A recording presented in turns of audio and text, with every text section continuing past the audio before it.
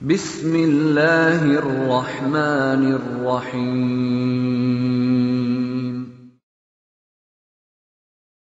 الحمد للہ الذی لم يتخذ ولدا ولم يكن له شریک فی الملک ولم يكن له ولی من الذل وکبره تکبیرا الحمد للہ الذی هدانا لهذا وما كنا لنهتدی لولا ان هدانا الله اما بعد فإن خير الحديث كتاب الله وخير الهدي هدي محمد صلى الله عليه وسلم وشر الأمور محدثاتها وكل محدثة بدعة وكل بدعة ضلالة وكل ضلالة في النار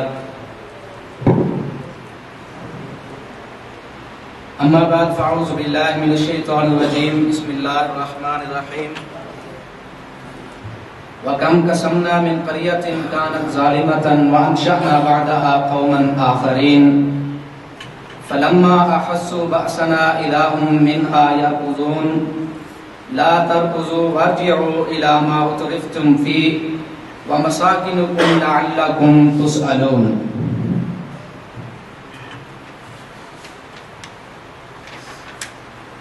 مظلوم کے دل کا ہر نالہ تاثیر میں ڈوبا ہوتا ہے،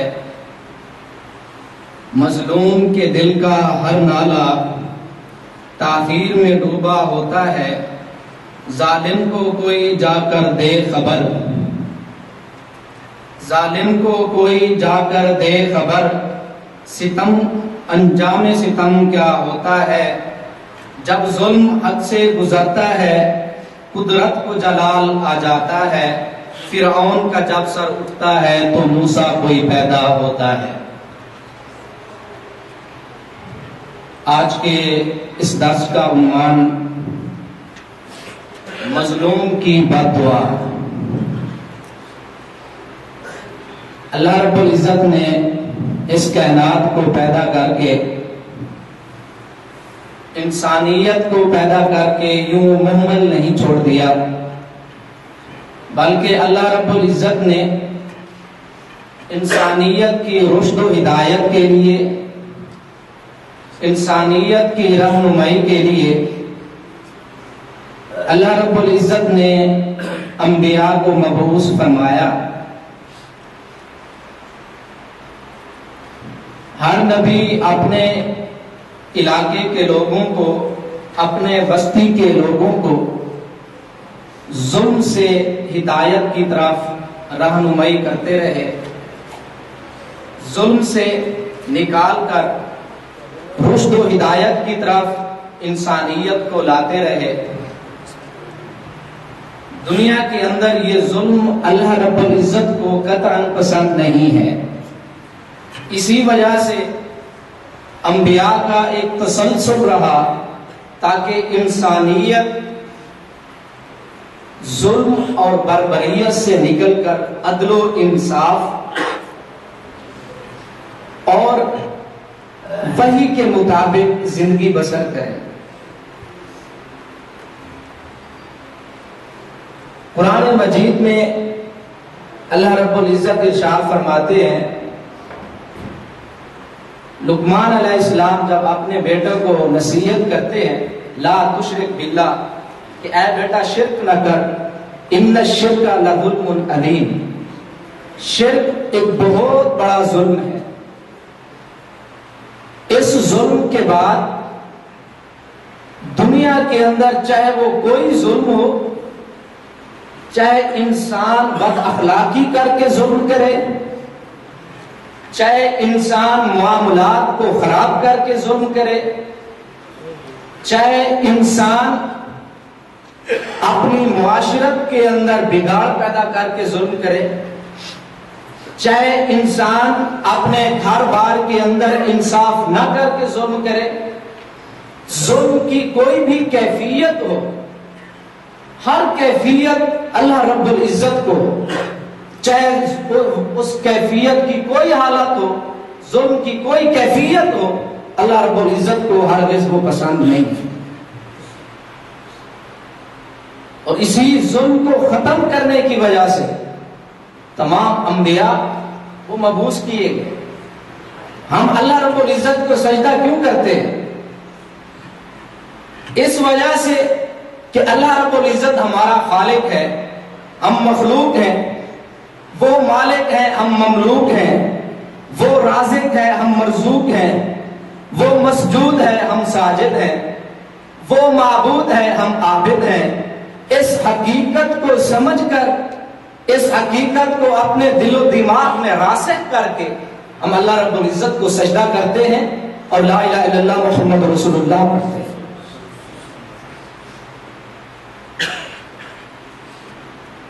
اور پھر دنیا پر ظالم ظلم کیوں کرتا ہے؟ اس وجہ سے کہ وہ انسان یہ سمجھتا ہے کہ اللہ رب العزت نے جو اقتدار مجھے دیا ہے وہ صرف اور صرف میری ملکیت ہے، اللہ تعالیٰ نے مجھے جو منصب عطا کیا وہ میرا اپنا ہے، اللہ تعالیٰ نے مجھے جو مال و دولت عطا کیا ہے وہ میرا ہے، اللہ تعالیٰ نے معاشرے کے اندر مجھے کوئی وقار بخشا ہے، کسی منصب پر فیض کیا ہے تو وہ میرا منصب ہے۔ اور دوسری طرف وہ انسان یہ سمجھتا ہے کہ اگر میرا اقتدار میں رہتے ہوئے میں کسی پر ظلم کرتا ہوں تو مجھ سے پوچھنے والا، اگر اللہ نے مجھے کوئی منصب دیا اور اس منصب کا غلط استعمال کرتے ہوئے میں کسی پر ظلم کرتا ہوں تو میرا ہاتھ کوئی پکڑنے والا نہیں ہے۔ اگر معاشرے کے اندر اللہ تعالیٰ نے مجھے عزت بخشی ہے، اس عزت کو غلط استعمال کر کے میں ظلم کرتا ہوں تو پھر اس کا دماغ اور سوچ یہ ہوتی ہے کہ مجھے کوئی پکڑنے والا نہیں ہے، تو پھر اللہ رب العزت کو بھی پھر غصہ آتا ہے کہ یہ انسان یہ سمجھتا ہے کہ میں انسانوں پر ظلم کر کے دنیا کے اندر بھی آخرت کے اندر بھی مجھے کوئی پکڑنے اور پوچھنے والا۔ اللہ رب العزت ارشاد فرماتے ہیں وَأُمْلِي لَهُمْ إِنَّ كَيْدِي مَتِينٌ، ہم ڈھیل دیتے ہیں لوگوں کو، انسانیت کو ہم ڈھیل دیتے ہیں جب پکڑتے ہیں إِنَّ بَطْشَ رَبِّكَ لَشَدِيدٌ، ہماری پھر پکڑ بھی بڑی سخت ہوا کرتی ہے۔ تو جب ظالم ظلم کر رہا ہوتا ہے اس کے دماغ کے کونے خطروں کے اندر یہ بات موجود ہوتی ہے کہ جو اتھارٹی میرے پاس ہے اس کا میں غلط استعمال کروں یا صحیح استعمال کروں مجھ سے کوئی پوچھنے والا نہیں۔ روئے زمین پر سب سے پہلی بد دعا حضرت نوح علیہ السلام نے اپنی قوم کے لیے کی تھی، بلکہ اس سے پہلے اس بات کو بیان کرنے سے پہلے حضرت معاذ بن جبل رضی اللہ تعالی عنہ کو جب آپ صلی اللہ علیہ وسلم نے یمن کی طرف بھیجا، جہاں دوسری نصیحتیں کی، وہاں یہ بھی کہا کہ اے سعد اتق دعوت المظلوم، مظلوم کی بد دعا سے بچنا، فإنه ليس بينها وبين الله حجاب، اللہ اور اس بد دعا کے درمیان کوئی پردہ نہیں، مظلوم کی بد دعا سے بچنا۔ ایک حدیث میں یوں آتا ہے کہ اللہ رب آپ صلی اللہ علیہ وسلم ارشاد فرماتے ہیں کہ اللہ تعالیٰ نے ارشاد فرمایا ان اللہ یملی للظالم، اللہ تعالیٰ ظالم کو ڈھیل دیتا ہے، فَإِذَا أَخَذَهُ لَمْ يُفْلِتْ، جب اسے پکڑتا ہے تو پھر اسے نہیں چھوڑتا۔ ایک حد تک انسان کو ڈھیل ہے، جب وہ حد کراس ہو جائے تو پھر اللہ رب العزت کی ان بطش ربک لشدید، پھر اللہ تعالیٰ کی پکڑ بڑی سخت ہے۔ سب سے پہلی بات دعا جو کی حضرت نوح علیہ السلام نے اپنی قوم کے لیے، ایک بہت بڑا عرصہ اپنی امت کو اپنے علاقے کے اندر تبلیغ کرتے رہے، دعوت دیتے رہے، لا الہ الا اللہ پڑھ لو کامیاب ہو جاؤ گے. لیکن اس دعوت اور تبلیغ کے باوجود، اتنا عرصہ گزارنے کے باوجود، حضرت نوح علیہ السلام کے ان پر ایمان لانے والے لوگ تقریباً کچھ 40 یا 80 کے لگ بھگ لوگ تھے. تو اس وقت نوح علیہ السلام نے ارشاد فرمایا، وقال نوح رب لا تذر علی الارض من الکافرین دیارا، کہ اے اللہ کافروں کے کسی گھر کو بھی نہ چھوڑ، اس دھرتی پر کافروں کے جو بھی گھر ہیں ان کو ملیا میٹ کر دے. انک ان تذرہم، اگر تو نے کسی ایک کو بھی چھوڑ دیا، یضلوا عبادک، یہ تیری مخلوق کو گمراہ کر دیں گے. ولا یلدوا الا فاجرا کفارا، اور اگر آپ نے ان لوگوں کو چھوڑ دیا، ان کافروں کو چھوڑ دیا، تو ان سے پیدا ہونے والی مخلوق بھی فاجر اور کافر ہی.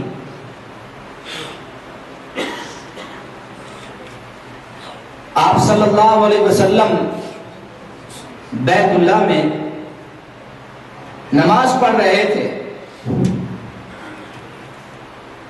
ابو جہل اور اس کی پوری کابینہ موجود تھی. تو اس کے دماغ کے اندر ایک خیال آیا کہ کون ایسا شخص ہے جو اس پیغمبر اور نبی پر گندگی پھینک دے. تو ایک شخص اس مجلس سے اٹھا اور اس نے چمڑا لا کر، اوجری لا کر پیغمبر صلی اللہ علیہ وسلم کی پشت پر ڈال دیا. آپ صلی اللہ علیہ وسلم سجدے میں ہیں. عبداللہ بن مسعود رضی اللہ تعالی عنہ یہ سب کچھ دیکھ رہے تھے. فرماتے ہیں میں اس وقت کچھ بھی نہیں کر سکتا تھا، کیونکہ وہاں عتبہ، شیبہ، ولید سب موجود تھے. تو وہ فرماتے ہیں کہ میں بھاگا، حضرت ابو بکر صدیق رضی اللہ تعالی عنہ کو بلایا اور حضرت فاطمہ رضی اللہ تعالی عنہ کو اطلاع دی کہ معاملہ ایسے ہے. وہ دونوں آئے اور پیغمبر صلی اللہ علیہ وسلم سے وہ جو گندگی پشت پر موجود تھی اسے اتار دیا. آپ صلی اللہ علیہ وسلم حمد و ثنا کرتے رہے، سجدے میں ہی رہے.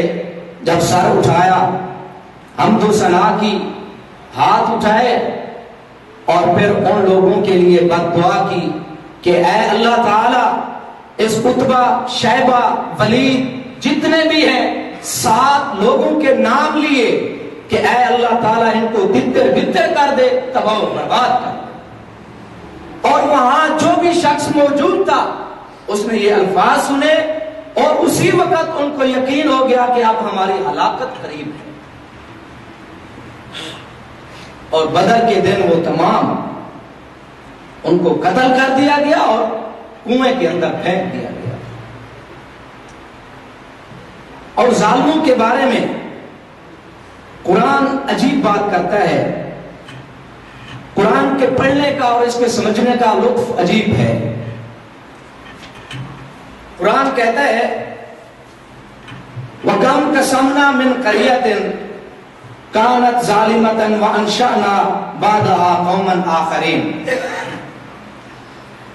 اللہ رب العزت ارشاد فرماتے ہیں کتنی ہی بستیاں ہیں، کتنی ہی علاقے تھے جن کو ہم نے ملیا میٹ کر دیا اور ان کی جگہ پر ہم دوسری مخلوق کو پیدا کر دیا. یعنی دھرتی پر اگر انسانیت آتی ہے، اگر وہ وحی کو نہیں تسلیم کرتے تو اللہ رب العزت کو انسانوں کی عبادت کی ضرورت نہیں ہے. تو اللہ تعالیٰ ارشاد فرماتے ہیں ان بستیوں کو ہم نے ہلاک کر دیا، تباہ و برباد کر دیا. ان کی جگہ دوسری قومیں آ گئی، دوسری نسل آ گئی، دوسری مخلوق آ گئی. فلما احسوا باسنا اذا هم منها يركضون.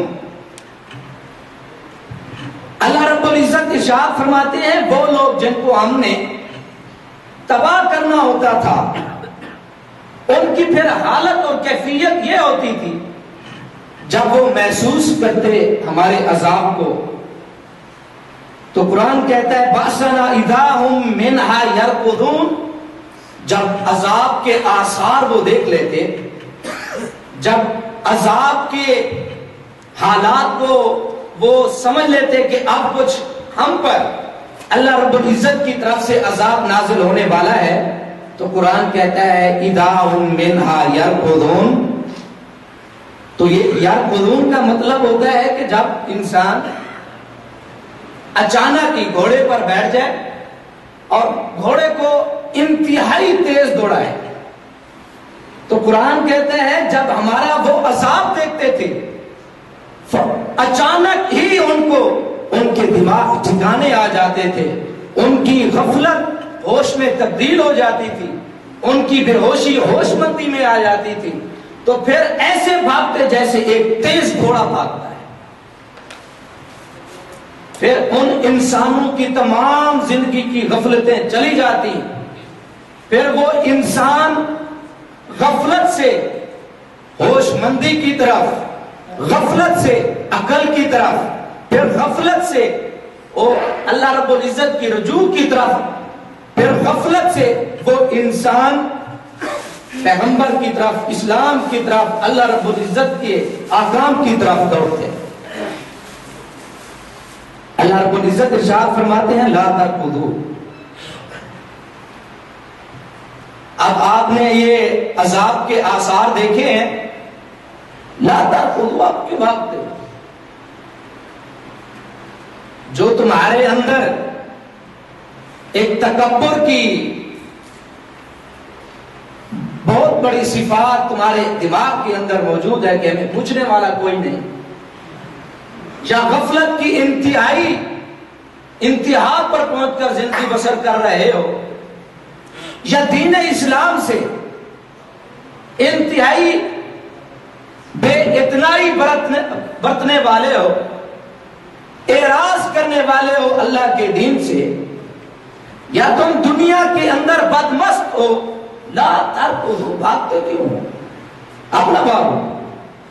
اللہ رب العزت ارشاد فرماتے ہیں ورجعوا, لوٹ جاؤ اس غفلت کی طرف, لوٹ جاؤ اسی اپنے تکبر کی طرف, لوٹ جاؤ اسی اپنے منصب کی طرف, لوٹ جاؤ اپنے اقتدار کی طرف, لوٹ جاؤ اپنی عزت اور وقار کی طرف جس پر تمہیں بہت بڑا گھمنڈ اور تکبر تھا دنیا کے اندر, جس کی وجہ سے تم لوگوں پر ظلم اور زیادتیاں کرتے تھے, جس گھمنڈ کے اندر آ کر تم وحی کو چھوڑ دیتے تھے, جس گھمنڈ کے اندر آ کر تم مذاق اور تمسخر کرتے تھے, وحی کو سمجھتے نہیں تھے, دنیا کے اندر غافل پڑے تھے.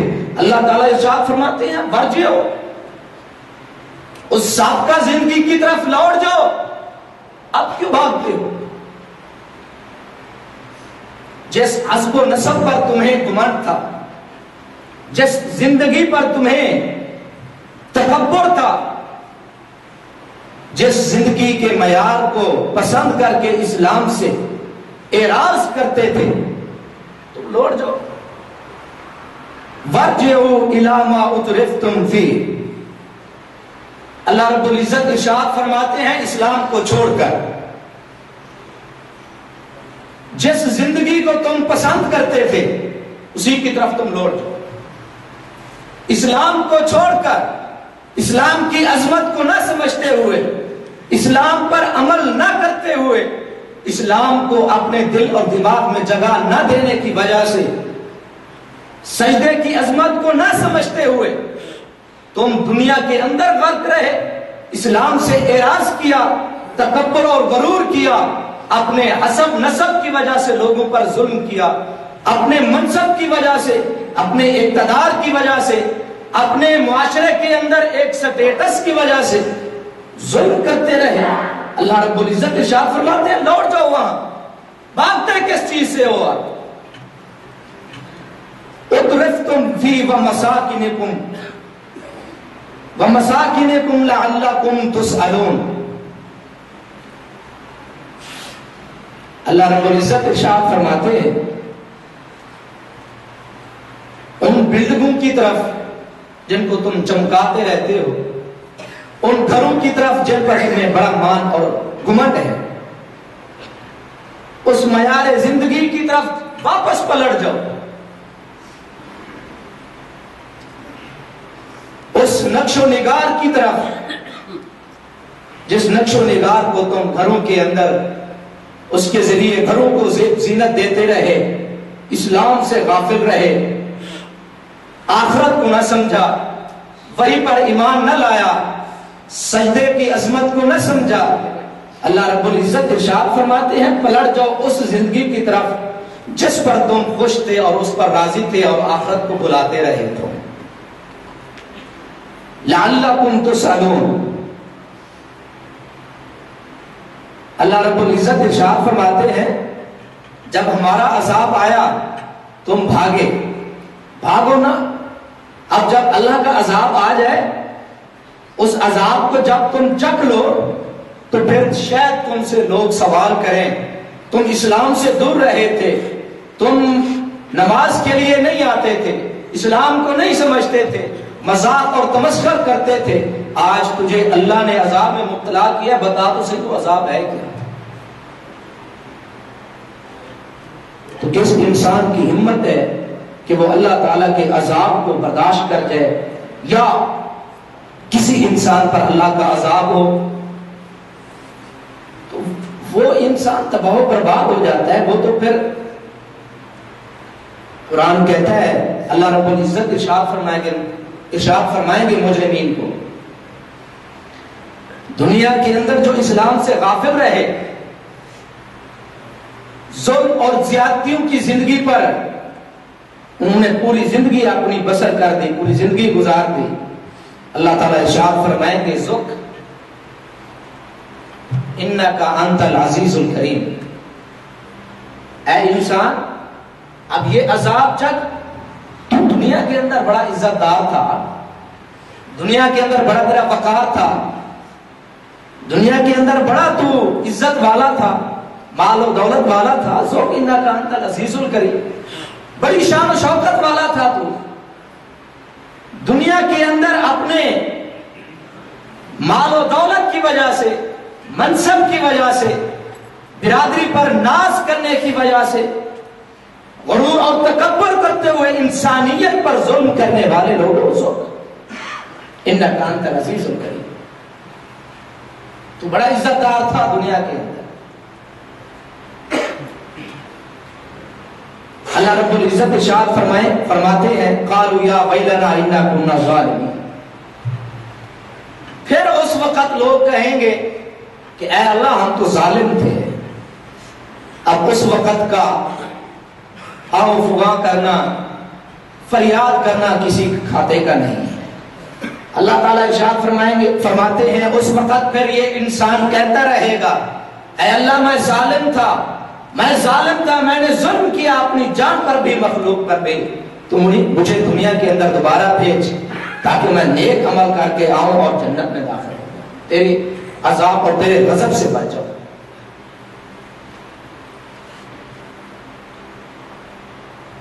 اللہ تعالیٰ ارشاد فرماتے ہیں فما زالت تلک دعواہم حتی جعلناہم حصیدا خامدین. وہ اسی طرح دعوے کرتے رہیں گے، وہ اسی طرح اپنی زبانوں پر یہ کلمات لاتے رہیں گے ہم ظالم تھے، لیکن اللہ تعالیٰ ارشاد فرماتے ہیں ہم ان کو تباہ و برباد کر دیتے ہیں، مٹی میں ملا دیتے ہیں ان لوگوں کو. ظالموں کو اللہ رب العزت دنیا پر ڈھیل ضرور دیتے ہیں، لیکن ظلم کی کوئی بھی کیفیت ہو اسے ہمیشگی نہیں ہے، اسے دوام نہیں ہے. اس نے ایک دن ظلم کے اندر جانا ہے، اندھیرے کے اندر جانا ہے. آگے اللہ تعالیٰ ارشاد فرماتے ہیں وما خلقنا السماء والارض وما بینہما لاعبین. ہم نے زمین و آسمان کو کھیل کود کے لیے نہیں بنایا. ہم نے زمین و آسمان کی تخلیق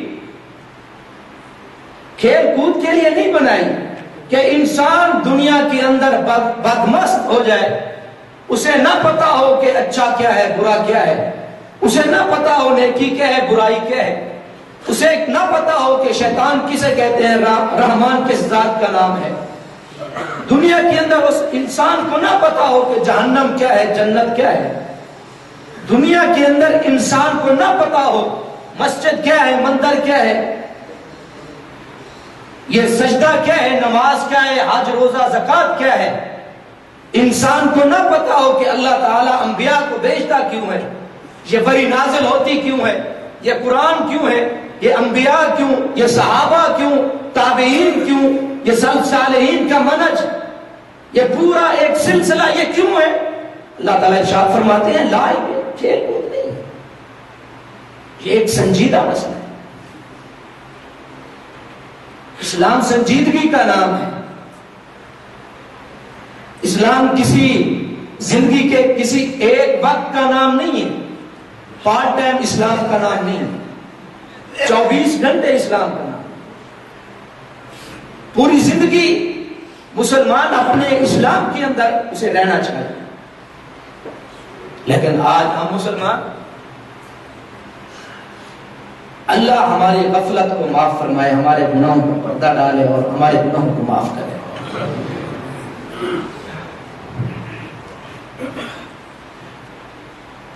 اتنی غفلت ہم کسی اور چیز سے نہیں برتے جتنا ہم اسلام اور وحی سے برتے ہیں۔ تو اللہ تعالیٰ ارشاد فرماتے ہیں یہ کھیل کود نہیں ہے، یہ صرف چٹخاروں کا نام نہیں ہے، دنیا صرف پیٹ کا نام نہیں ہے، دنیا صرف آسائش آرام کا نام نہیں ہے، دنیا ایک بامقصد چیز ہے۔ جس انسان نے اس مقصد کو سمجھ لیا اس نے اپنی دنیا کو بھی کما لیا، اس نے آخرت کو بھی بنا لیا۔ اللہ رب العزت ارشاد فرماتے ہیں ہم نے زمین آسمان کو کھیل کود کے لیے نہیں پیدا کیا۔ لو اردنا ان نتخذ لهوا لاتخذناه من لدنا ان كنا فاعلين۔ اللہ رب العزت ارشاد فرماتے ہیں اگر یہ کھیل کود کا نام ہوتا، اگر دنیا کو بنا کر ہم نے صرف اس کو کھیل کود کا نام دینا تھا تو ہم اپنے ہاں اسے بنا لیتے اور اس سے لطف اندوز ہو لیتے، وہاں دیکھ لیتے۔ پھر اس انسان کو پیدا کرنے کا مطلب، پھر انبیاء کا بھیجنے کا مطلب، پھر وحی کا آنے کا مطلب، پھر جنت اور دوزخ، نیکی اور برائی، اچھا اور برا، تو پھر یہ تو سارے بیکار ہے۔ اللہ رب العزت ارشاد فرماتے ہیں یہ زمین و آسمان کی پیدائش، انسانوں کی پیدائش دنیا پر بامقصد ہے۔ بل نقذف بالحق علی الباطل فیدمغه فاذا هو زاهق۔ اللہ رب العزت ارشاد فرماتے ہیں مسئلہ یہ ہے کہ دنیا پر جب ہم نے انسانیت کو پیدا کیا تو لازماً ان کے اندر حق اور باطل کی کشمکش چلنی ہے، لازماً اچھائی اور برائی کو آپس میں لڑنا ہے، لازماً انسانوں کے درمیان اچھائی اور برائی پر تمیز ہونی ہے، لازماً اس دنیا کے اندر حق اور باطل کی کشمکش چلے گی۔ اگر ایسا ہوتا کہ دنیا بامقصد نہ ہوتی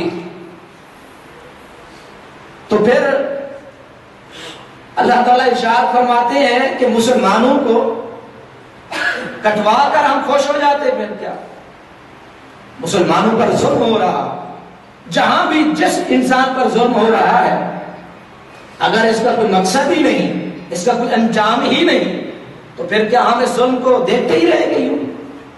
پھر اس دنیا کا تو پھر کوئی مقصد نہ ہو، انسانوں کے اعمال اور افعال کا رزلٹ ہی نہ نکلے تو اس کا کوئی فائدہ ہی نہیں۔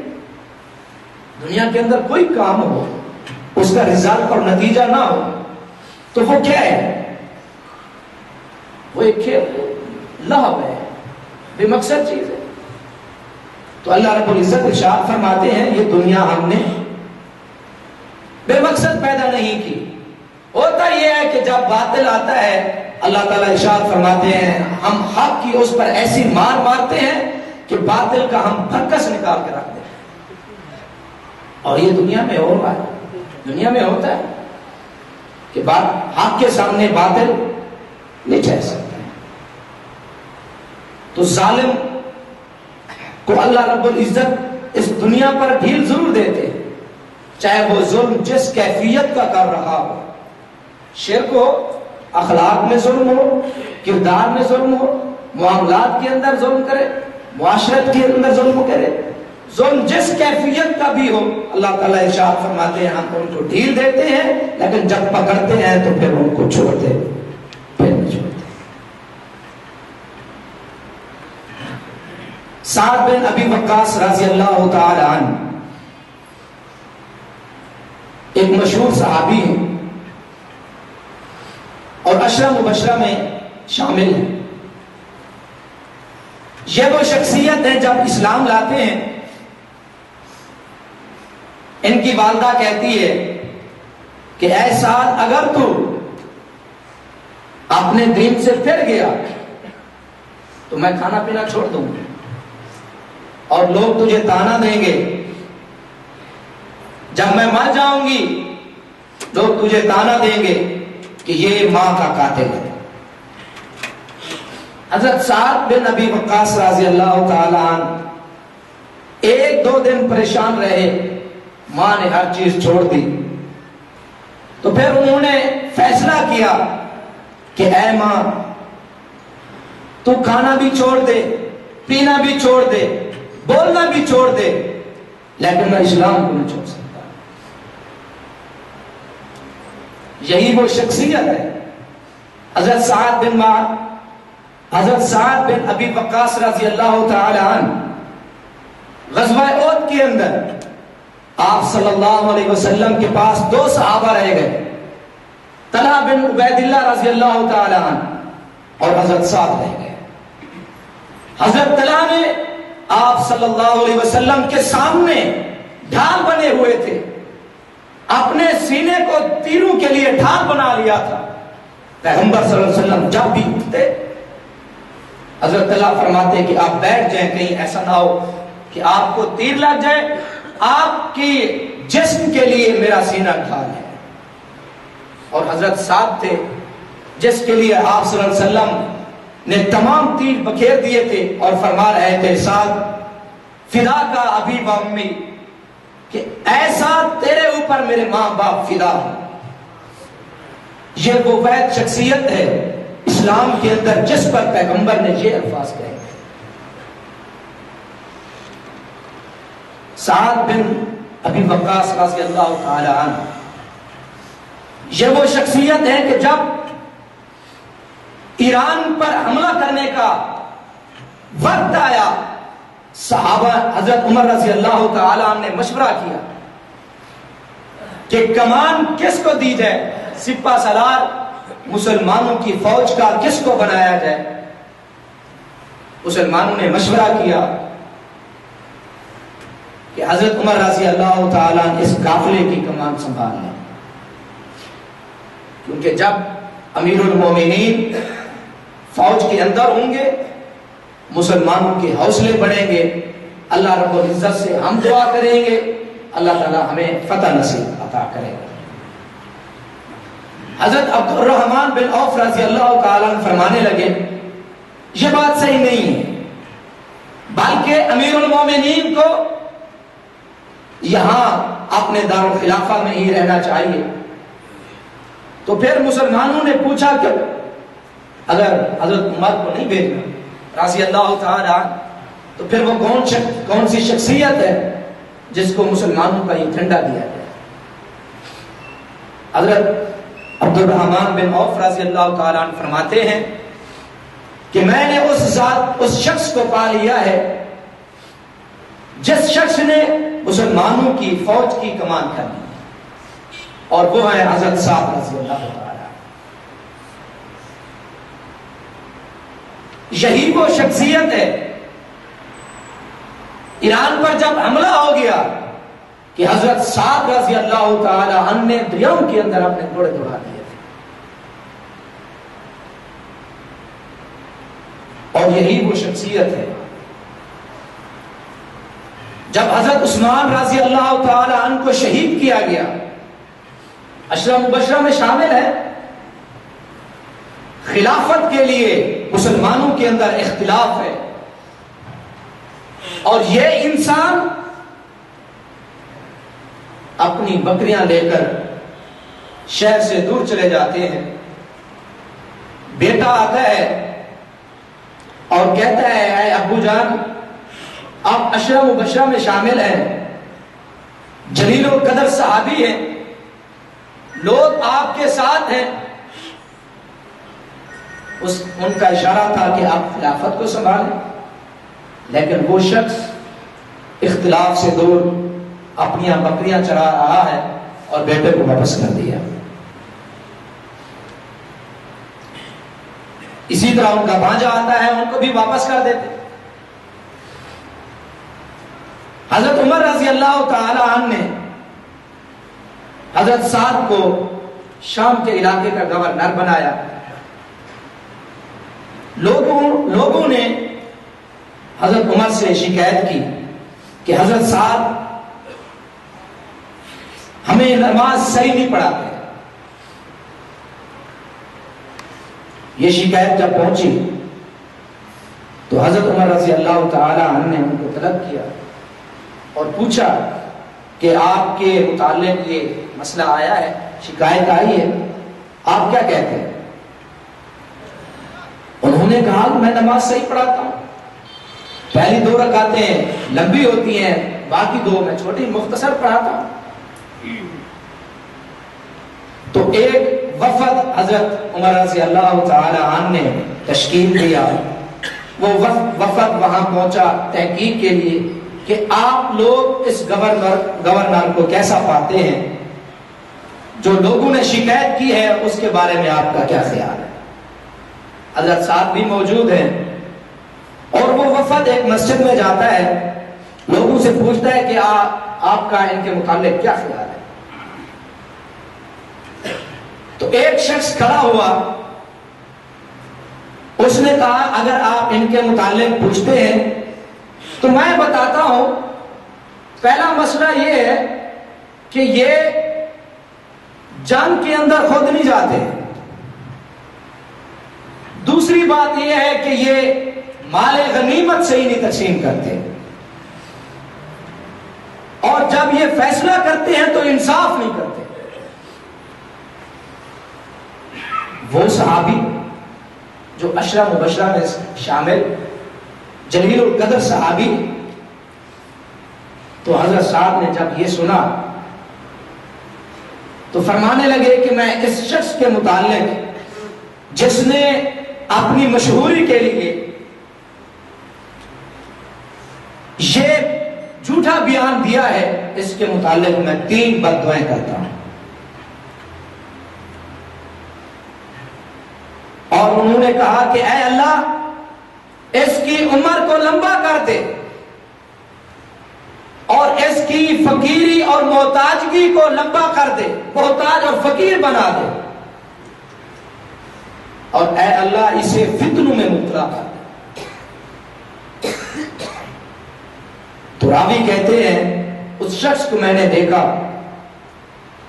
وہ گلیوں میں بھکاری بن کر بھیک مانگتا رہتا تھا، اور اس کی عمر اتنی لمبی ہو گئی تھی کہ اس کی آنکھوں کے اوپر والے چھپر بالکل آنکھ کے اوپر آ گئے تھے. جب وہ کسی کو دیکھتا تو اس کو اوپر کر کے دیکھتا. اور تیسری بد دعا، اتنی لمبی عمر ہونے کے باوجود، طویل عمر پانے کے باوجود وہ شخص راستے سے گزرنے والی عورتوں کو چھیڑا کرتا تھا. اور اس شخص سے پوچھا کسی نے کہ یہ کیا معاملہ ہے آپ کا؟ تو اس نے کہا کہ مجھے سعد کی بد دعا نے تباہ و برباد کر دیا.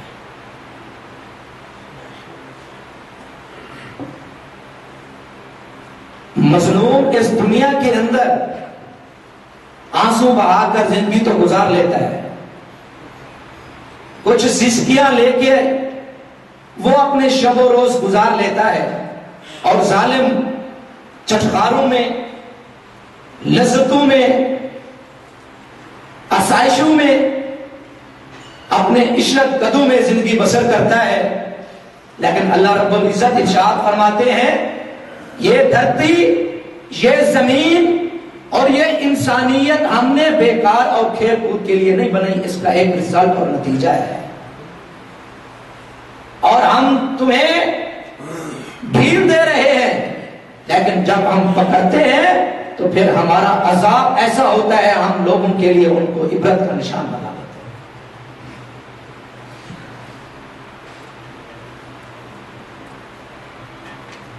حضرت سعد رضی اللہ تعالی، حضرت سعید بن زید رضی اللہ تعالی عنہ، اسی طرح ان کے بارے میں بھی ایک عورت آئی،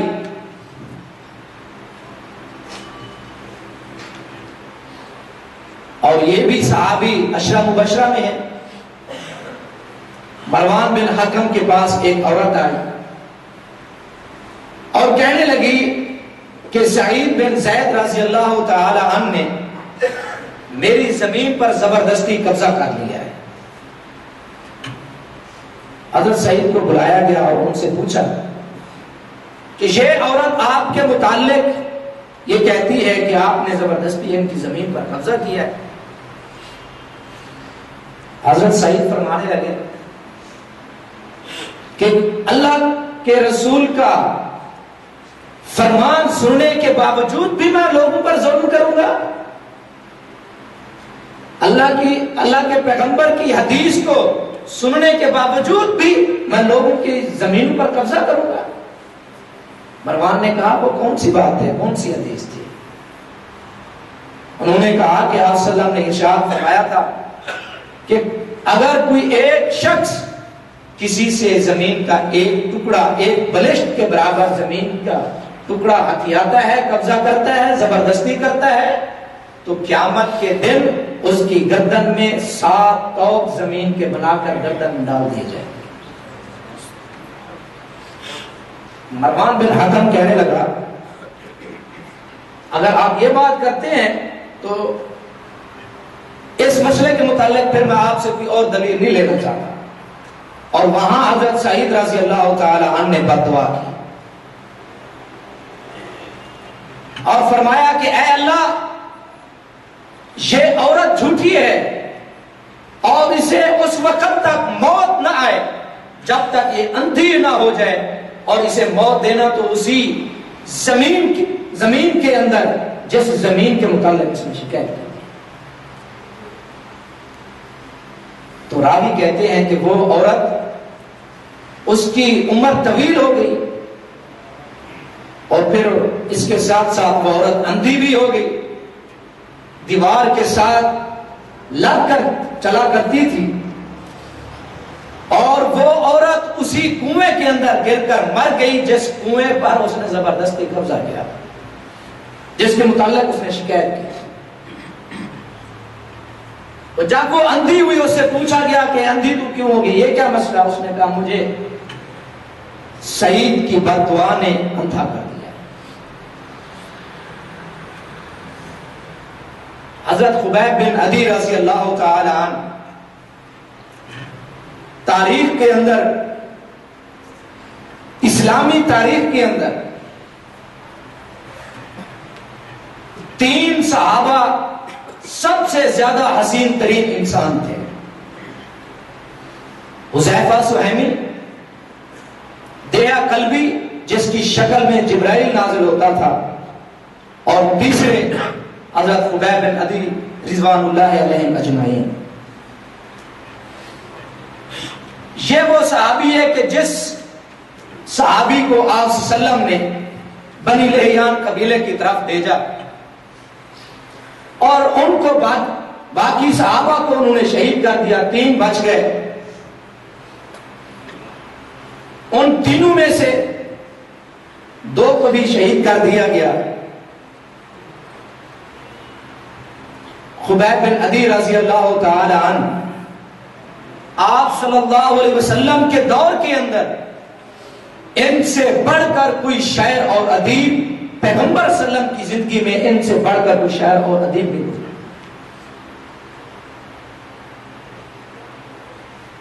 جب ان کی باری آئی تو انہوں نے ان کو قید کر دیا، کیونکہ یہ بہت بڑے ادیب اور شاعر تھے۔ جب قید کیا گیا، عقبہ بن عامر نے قید کر دیا اور ان کی لونڈی اس نے اپنے اسلام کو چھپایا ہوا تھا۔ وہ کہتی ہے کہ جب میں نے حضرت خبیب کو دیکھا، قید کے اندر موجود تھے، ان کے سامنے ایک انسان کے سر کے برابر انگوروں کا گوشہ پڑا ہوا تھا۔ میں نے سوچا یہ موسم بھی نہیں، سیزن بھی نہیں، لیکن یہ پھل کہاں سے آ گئے؟ خبیب بن عدی رضی اللہ تعالی عنہ کی شہادت کے لیے بڑے پیمانے پر تیاری کی گئی، پورے کفار کو بلایا گیا کہ آج اس انسان کو قتل کر دیا جائے گا جو اس عرب کے اندر بہت بڑا شاعر اور ادیب ہے۔ جب لوگ اکٹھے ہو گئے، جب لوگوں نے دیکھا حضرت خبیب بن عدی رضی اللہ تعالی عنہ کو تو وہ تڑپ گئے۔ انہوں نے کہا کہ اے عقبہ، اس کی جگہ ہمیں قتل کر دے، اس انسان کو قتل نہ کر، اتنے بڑا عالم دین، اتنا بڑا عالم ادیب اور شاعر کو تو قتل کرتا ہے۔ اور ان کے بارے میں سعید بن عامر رضی اللہ تعالی عنہ جب ان کو کوفہ کا گورنر مقرر کیا گیا تو لوگوں نے شکایت کی، یہ سعید بن عامر جو ہیں ان کو مرگی ہو جاتی ہے، یہ مجلس میں بیٹھے ہوتے ہیں بے ہوش ہو جاتے ہیں۔ حضرت عمر رضی اللہ تعالی عنہ نے ان کو بلایا اور ان سے کہا کہ کیا مسئلہ ہے، آپ یہ بے ہوش کیوں ہو جاتے ہیں؟ انہوں نے کہا کہ میں اس وقت موجود تھا جب حضرت خبیب بن عدی رضی اللہ تعالی عنہ کو شہید کیا جا رہا تھا، اور وہ منظر میری آنکھوں کے سامنے جب آتا ہے تو اس منظر کی ہیبت کی وجہ سے اس شخص پر جتنا ظلم اور ستم کیا جا رہا تھا، جس طریقے سے اس انسان کو قتل کیا جا رہا تھا، ہر کافر آتا اپنا ایک نیزہ لیتا، خنجر لیتا، جہاں سے چاہتا وہ جسم کو کاٹ لیتا۔ جب وہ منظر میرے سامنے آتا ہے تو میں بے ہوش ہو جاتا ہوں۔ اور اس وقت حضرت خبیب بن عدی رضی اللہ تعالیٰ نے بد دعا کی تھی، اور وہ بد دعا میرے ذہن میں جب آتی ہے، میرے دماغ میں جب آتی ہے تو مجھے ہوش نہیں رہتا۔ اس وقت حضرت خبیب بن عدی رضی اللہ تعالیٰ نے بد دعا کی کہ اے اللہ تعالیٰ، جتنے یہ قاتل میرے موجود ہیں ان میں سے ہر ایک کو تتر بتر کر دے، ان کو تباہ و برباد کر دے۔ اور راوی کہتے ہیں کہ جتنے بھی وہ لوگ تھے وہ مختلف جنگوں کے اندر اللہ رب العزت نے ان کو قتل کروا دیا۔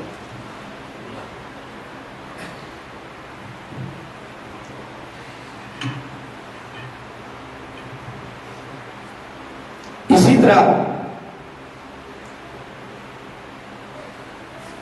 ہارون الرشید کے دور کے اندر ایک بہت بڑا مشہور ان کا وزیر تھا۔ ہارون الرشید اس وزیر کو اپنا باپ کہتا تھا، اور وہ وزیر ہارون الرشید کو بیٹا کہتا تھا۔ عباسی دور کی یہ بات ہے۔ اس وقت ان لوگوں کے محلات جو تھے، ان وزراء کے، حکومت کے اندر ان کا بہت بڑا کردار تھا. یہ لوگ جب ان کو حکومت ملی، جب وزارت ان کے ہاتھ میں تھی، اس وقت یہ لوگ اپنے گھروں کو سونے اور چاندی کے پانی سے پالش کرتے تھے. بہت بڑے عشرت قدے انہوں نے بنائے. ان کے مال و دولت کی بہت دور تک شہرت تھی. حکومت کے اندر ان کا بہت بڑا وقار تھا. لوگوں کے سیاہ سفید کے مالک تھے. لوگوں پر ظلم کرتے، زیادتیاں کرتے. جب ہارون الرشید بڑا ہوا، حالانکہ ہارون الرشید پڑھا بھی اس سے، اور اس وزیر کی محبت اس سے بیٹوں کی طرح تھی، اور حکومت کے اندر ایک ان کا مقام اور مرتبہ تھا. تو جب یہ بڑا ہوا، ہارون الرشید نے حکومت پر قبضہ کیا اور ایک ہی رات میں ان وزراء کو قید کے اندر ڈال دیا، اس کے بیٹے کو قتل کر دیا. جتنے بھی ان کے رشتہ دار تھے سب کو جیل کے اندر ڈال دیا. جیل میں یہ پڑے ہوئے تھے. ان کا ایک غلام ان سے پوچھتا ہے کہ دنیا پر ہم شہرت رکھتے تھے، ہمارا وقار تھا، عزت تھی، لوگوں کے سیاہ سفید کے ہم مالک تھے، سونے اور چاندی سے پالش شدہ عمارتوں کے اندر ہم رہتے تھے. اتنا بڑا ہمارا منصب، اتنا بڑا وقار، اتنی بڑی عزت اللہ نے عطا کی ہوئی، یہ اچانک ہمیں کیا ہوا ہے؟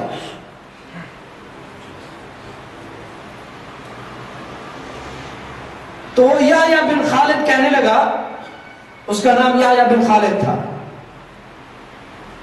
وہ کہتے ہیں مسئلہ یہ ہے کہ ہم ظالم لوگ جب ظلم کرتے ہیں تو سو جاتے ہیں، لیکن جب مظلوم پر ظلم ہوتا ہے تو اسے نیند نہیں آتی. مجھے لگتا ایسے ہے کہ کسی مظلوم کی دعا نے ہمیں تباہ و برباد کر دیا. اس کی وجہ سے آج ہم جیل کے اندر اور کوٹڑی کے اندر موجود ہیں. دنیا پر ظلم ہوتا ہے اور مظلوم کو صرف دنیا کے اندر اس کا رزلٹ مل جائے یہ نہیں، بلکہ اللہ رب العزت ارشاد فرماتے ہیں کہ ہم، آپ صلی اللہ علیہ وسلم نے ارشاد فرمایا اتقوا دعوت المظلوم فإنها تحمل على الغمام.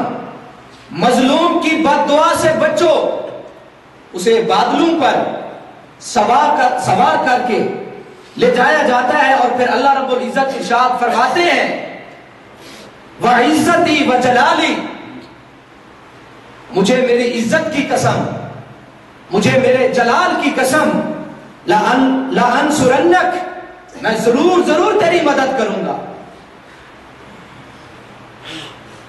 وَلَوْ بَعْدَ حِينٍ، اگرچہ اس میں کچھ دیر ہو، دنیا کے اندر ہو یا آخرت کے اندر ہو. ظالم کو چھٹکارا نہیں ملے گا، اس کا انجام ہو کر رہنا ہے. وہ دنیا پر اپنے چٹخارے، لذتیں، آسائش، آرام، عشرت قدوں میں ظلم کرتے ہوئے زندگی بسر کر لے، لیکن اگر دنیا پر اللہ کی پکڑ نہیں آئی اس پر تو آخرت میں وہ بچ سکتا، آخرت میں نہیں بچ سکتا. حضرت عثمان رضی اللہ تعالی عنہ کو جب لوگ اور باغی لوگ شہید کر رہے تھے، اس وقت حضرت نائلہ رضی اللہ تعالی عنہ جو ان کی بیوی تھی، انہوں نے حضرت عثمان رضی اللہ تعالی عنہ کو بچانے کی کوشش کی، لیکن ان کی انگلیاں وہ تلوار کی زد میں آ گئی، اور وہاں حضرت نائلہ نے بد دعا کی اس شخص کے لیے جس شخص نے یہ تلوار کا وار کیا تھا۔ حضرت نائلہ رضی اللہ تعالی عنہ نے فرمایا کہ جس بازو سے تو نے حملہ کیا ہے، اس بازو